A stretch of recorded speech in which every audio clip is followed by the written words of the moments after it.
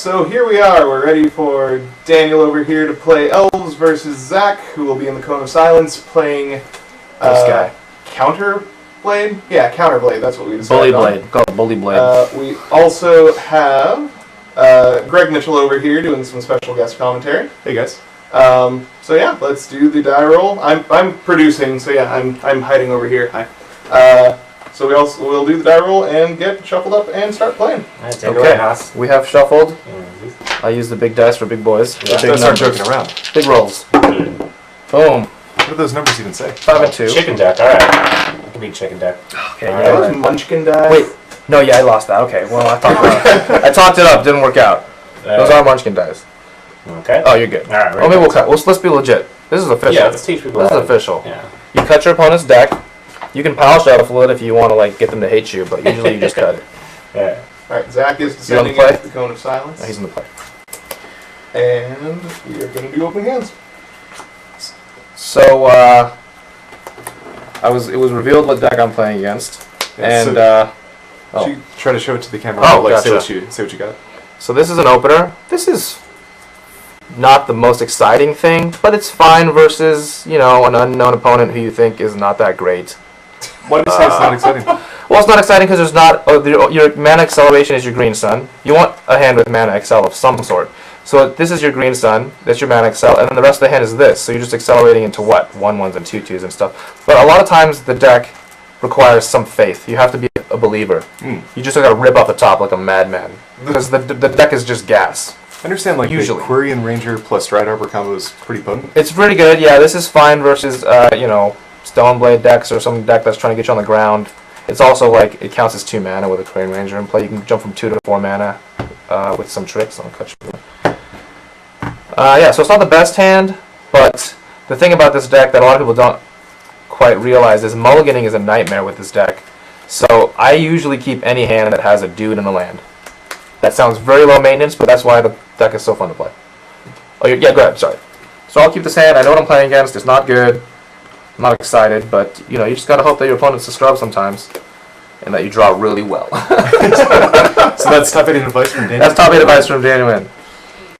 So now I'm debating, I don't know if you can see my hand here, but I'm debating starting with Quirion Ranger or with a, you got it?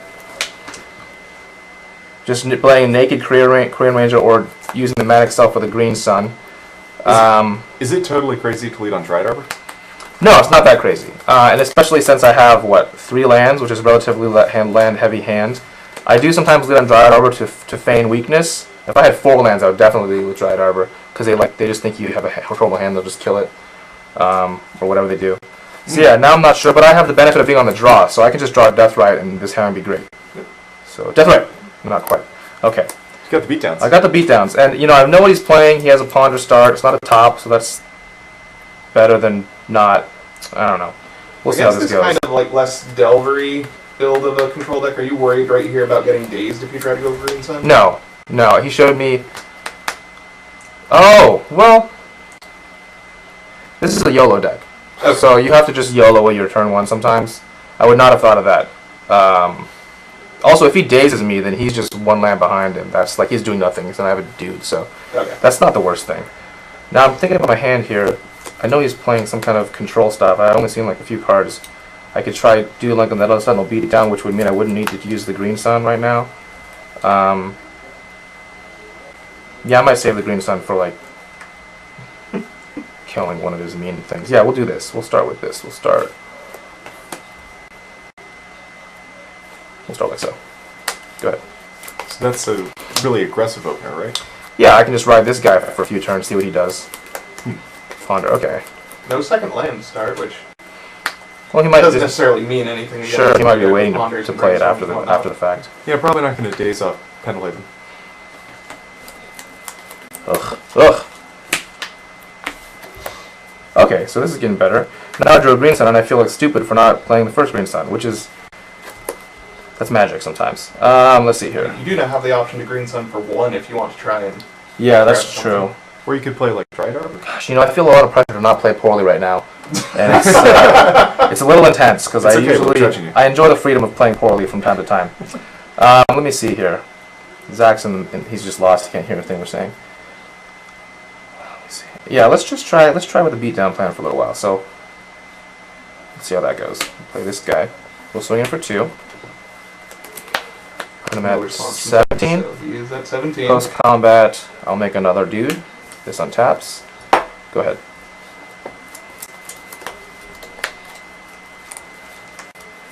See, at this point, if he tries to remove some of this stuff, that's fine. Ugh, that's not that fine. It's okay. 18. It's like your zoo deck. You kind of have to play that way sometimes. And I'm holding, a Green Sun and this guy, so it's like I have the potential to develop the board later. I kind of just want to see what he does if he doesn't put a clock on me. 21, right? You haven't taken any damage. Oh, yeah, you're right. I'm sorry. I got the life totals mixed up. No worries. Just making sure for what I have. So he's at 16. I'm still not sure what the hell this deck does. Okay, see, now I'm sad. Now I'm a little bit sad. But that's... The nature of this deck is highs and lows. It's highs and lows. This doesn't seem like the worst, because no matter what, you still have the 2 Nettle Sentinels. It's not the at worst. this point. That's true. I just drew an interesting card. Counterbalance doesn't really... Could you Reclamation Sage? 1, 2, 3. Man, no, 1, 2. I really hate math here. No. I couldn't. I'm wary of flooding the board with too many things because I see a counterbalance. So I might just want to just do this for a while until it stops me. Okay. Yeah, I might wait on the Rec Sage. I'll play that guy though. So I would probably hold this for a Dryad Arbor end of his turn, which can put a decent clock on him with the Pendelhaven and that sort of thing. The thing is, I'd have to keep playing things into his board wipes to untap my Nettle Sentinels, but that's something I can think about later. I always play Green Suns, which is fine. Okay, we fight. 4. Okay. So your plan next turn is to cast Rec Sage, or? I just like to keep my options open. Okay. Yeah. In this sort of situation, I'm not trying to combo him out. I'm just trying to weather his removal. Oh, this is weird. Okay. So I mean, right now, Zach isn't doing anything that's gonna this play changes things, but with This just does the change counterbalance, he could just write the Nettle Sentinels to victory. He doesn't have to do anything else. So what's scarier, Counterbalance or Jit? Definitely GJ. Is that true? Can't you just Wirewood Symbiote or Quirion Ranger? I forgot about that. I'm assuming. I don't know. Assuming I don't have any answers, then yeah, the GTA is more frightening. And the turn I'll do this. Pendelhaven can do some work against Jit too. That's true. You guys are good at this deck. I played you a lot, Dan. You've played me a lot. Oh, Sensei. So we'll see what happens here. I found that people assume I know a lot more than I do, which is complimentary, but it's funny when they sit and watch me play and I don't know what I'm doing half the time, but then I win a game and they're just like, what the hell, how does he do that? Jack can't hear me at all. Alright, untap, upkeep, draw. It's okay, you're giving him the stare downs. He's afraid. He's scared. I talk a lot. Intimidate your opponent. Okay, draw for turn. Nettle Sentinel's tapped. This is in hand. No, he played Oh, it. he played it. Oh, Cast it. I love that. Usually they wait to play it, so my Rec Sages can't tag it until it's already connected, So it's in play. I think that's a minor play mistake on his part, because now I'm going to kill it. Unless he has some tricks or whatever. Guys, Cradle. 2 cards, so it has to be Forcible blue card to stop you. If it is Forcible blue card, then I'm only casting a Green Sun, so I can try review it again. If he doesn't counter it, doesn't he have to be holding Batterskull? I'm less afraid of Batterskull. Okay. Yeah, GTA is way scarier than Batterskull. Also, he does have the counterbalance, so he could flip a Jace or something like that. Oh, that's stupid. Stupid counterbalance. Okay, so I put the land for the turn. Against Elves enough. I find it doesn't really matter unless you kill them with it really fast, because then they just Craterhoof you for all of the life you've gained anyway. I guess I'm just surprised that you wouldn't consider counterbalance being more threatening. Well, because he has no way to manipulate his library. So it's just it's just like Mize. It's just a miser's card at this point, which is Gotcha. fine. So I'm thinking about whether or not I should play this Quirion Ranger. Give me extra mana. Because I want to be able to cast my Green Sun and try and tag his GTA, and if he counters it, still have mana left to play a Quirion Ranger with an untapped Dryad Arbor to maybe, block that GTA next turn. Oh. Let's see here. So I would need to play this guy, and then I would tap for 4, and that would get that. Yeah, that's fine. Okay. Okay. So we'll tap this guy, play this guy. Triggers? Yep, that's fine. See, now I'm sad. If it was a 1, I'm going to quit. Haha! See? See these blue decks, they think they're so cool. Boom, untaps. You got a reader. So I get free attacks with these Sentinels. Uh-oh. Oh, he had the Force.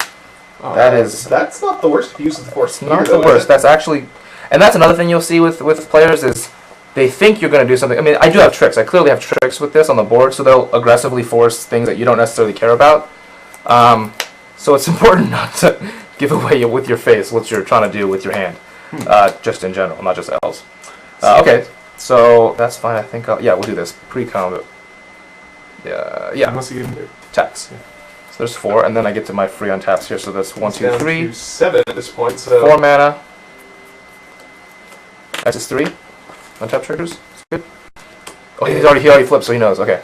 if Rex Sage lands right now, even without doing anything else, It's very bad for him. You're on a 2-turn clock that is. Yeah, it's for this one. So he's got a Stoneforge, no hand, and a counterbalance. I have cool stuff. He can block. He'd have to keep the Stoneforge back up if he. I mean, he's drawing a land, so he has to keep the Stoneforge up to block, and you have 7 power on the board with him at 7. I feel pretty good about the deck right now, about the game right now. Go ahead. Because I have a Cradle, some creatures, and a green sun in my hand, which can do all kinds of stuff. And I know what he's drawing because he showed me. Looking favorable. It's looking alright. So I'll draw In for fact, turn. I think you have it, because Pendelhaven, no matter which one he blocks. Oh yeah, you blocks should one of attack the with two Dryad powers. Arbor. If you attack with Dryad Arbor... I had to tap it last turn. No, but yeah. like this turn. That's true. That's true. What's he at? Oh. He's at 7? He's at 7, you have 7 Oh, I power didn't even without see- activating Pendelhaven. I didn't even think about life totals. Usually I just play until I can like natural work people and I don't think about life totals. I don't play land this turn. Here's another thing I do when I play this deck is sure, clearly I could kill him right now, but let's say he had more cards in his hand. I'm always trying to play around stuff. It's kind of a habit I've got into, which is helpful, but when you have no hand sometimes it looks like you're slow playing, but I'm just trying to be careful. Little paranoid sometimes. So yeah, so let's say he has I can take him to 1 if he blocks with a Stoneforge. That's pretty bad for him. He can't fetch. And I can keep all this cool stuff in my hand in case he does something mean. Yeah, okay. That's good. I was gonna dirtle a little bit, but let's fight people. That's probably a little faster. So that's attacks for 6, 7. Why bother comboing? That's supposedly the appeal of Elves, He right? blocks one of Oh, the interesting. I probably shouldn't have attacked with that. That's fair. That's Doesn't fair. Mistakes were not that made. So before damage, pump here. Yeah, 2. So then you go to 1. So it's 1, 2, 3, 4, 5, 6. So I'm pumping. So you're at 1. I got a 2. You're at 7. He's 7. pumping with Pumping right here. Pendelhaven. Pendelhaven pump. Before Oh, damage yeah. Pendelhaven. Yeah. Okay, and then there's that. And let's see, what could he play next turn that would make him upset? He's at 1, so yeah, I'll just pass turn.